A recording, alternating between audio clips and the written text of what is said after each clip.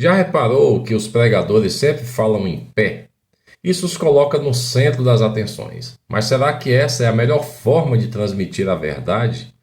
Os sofistas da época de Sócrates, eles eram mestres da oratória. Eles sabiam que quem está em pé e domina a fala, domina a plateia. Mas isso significa que o que dizem é verdade? Nem sempre.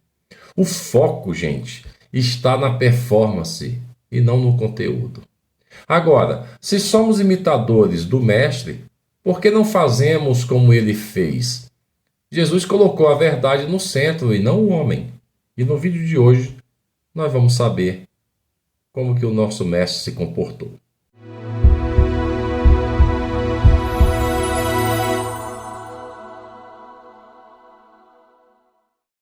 Veja só esse exemplo. Quando Jesus pregou para mais de 5.000 homens, além de mulheres e crianças, ele sentou-se em um barco. O povo ficou de pé, atento ao que ele dizia.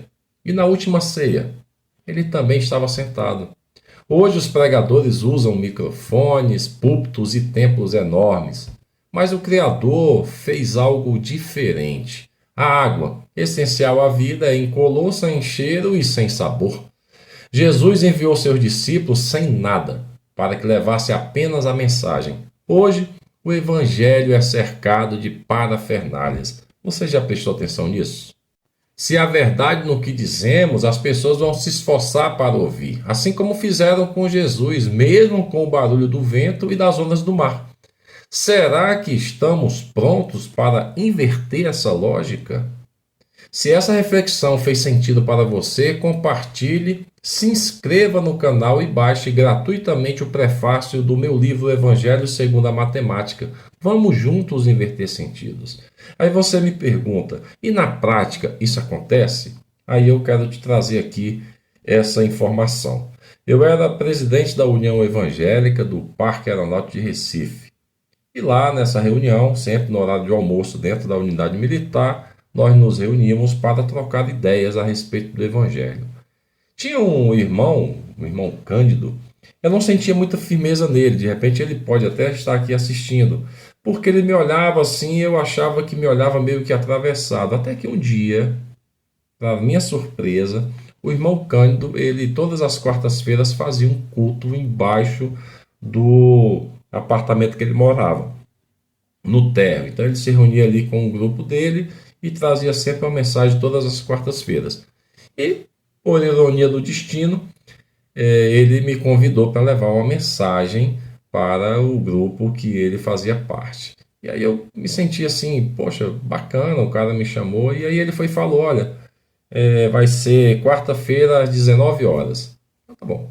Quando foi mais ou menos às 18h30 eu cheguei, fiquei sentado, e aí no momento que começou lá o louvor, e tem sempre essa prática, né, antes de qualquer tipo de pregação, para as pessoas que frequentam igrejas, é desse jeito.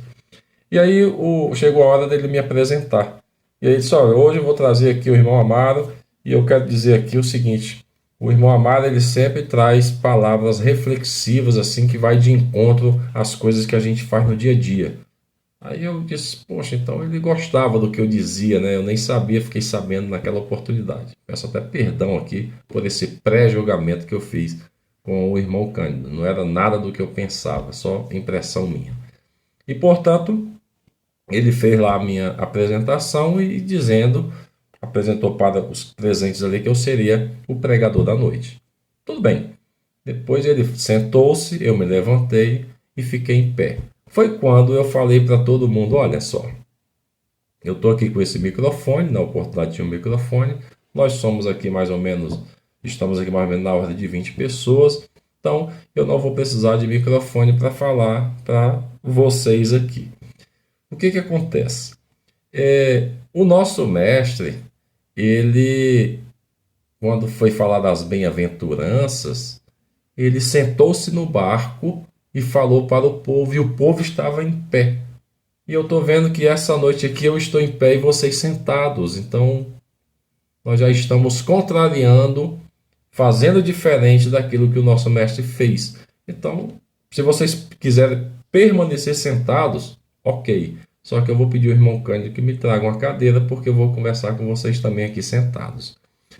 A outra ideia dessa pregação e desse lembrete é o seguinte: eu vou falar aqui em determinado tom que quem não estiver me escutando lá atrás e o que eu estiver trazendo aqui foi interessante, você se aproxima, porque o interesse tem que partir de quem está escutando. O interesse para saber se o que nós estamos dizendo é verdade ou se aquilo que nós estamos dizendo não faz nenhum sentido.